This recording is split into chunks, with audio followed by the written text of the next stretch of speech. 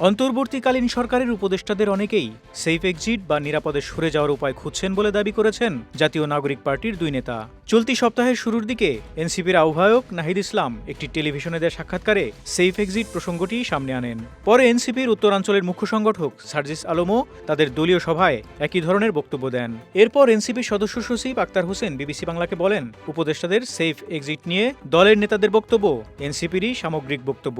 এ নিয়ে ব্যাপক আলোচনা সমালোচনা দেখা গেছে সামাজিক যোগাযোগ মাধ্যমে। এদিকে এনসিপি নেতাদের এমন দাবির পর নতুন করে আলোচনায় আসছে কিছু উপদেষ্টাদের বিরুদ্ধে ওঠা দুর্নীতি ও অনিয়মের নানান অভিযোগ। দায়িত্ব নেওয়ার পর গত এক বছরের বেশি সময়ে একাধিক উপদেষ্টার বিরুদ্ধে অনিয়ম ও দুর্নীতির অভিযোগ প্রকাশিত হয়েছে গণমাধ্যমে। সম্প্রতি সাবেক বিদ্যুৎ, জ্বালানি ও খনিজ সম্পদ বিষয়ক প্রতিমন্ত্রী নসরুল হামিদ বিপুর পারিবারিক ব্যবসার সঙ্গে পরিবেশ ও পানি সম্পদ বিষয়ক মন্ত্রণালয়ের উপদেষ্টা সৈয়দা রিজওয়ানা হাসানের পরিবারের ঘনিষ্ঠ যোগাযোগ থাকার অভিযোগ এসেছে।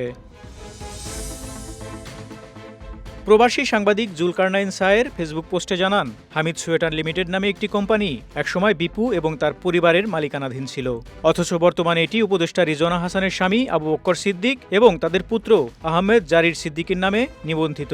তিনি জানান, নসরুল হামিদ বিপু 2012 সাল পর্যন্ত, তার ভাই এন্তেখাবুল হামিদ ও বিপুর ছেলে জারিফ হামিদ 2021 সাল পর্যন্ত এই প্রতিষ্ঠানের মালিকানায় ছিলেন এবং তাদের সকল শেয়ার জনাব আবু বকর সিদ্দিকী ও জনাব আহমেদ জারির সিদ্দিকীর নামে ট্রান্সফার করে দেন।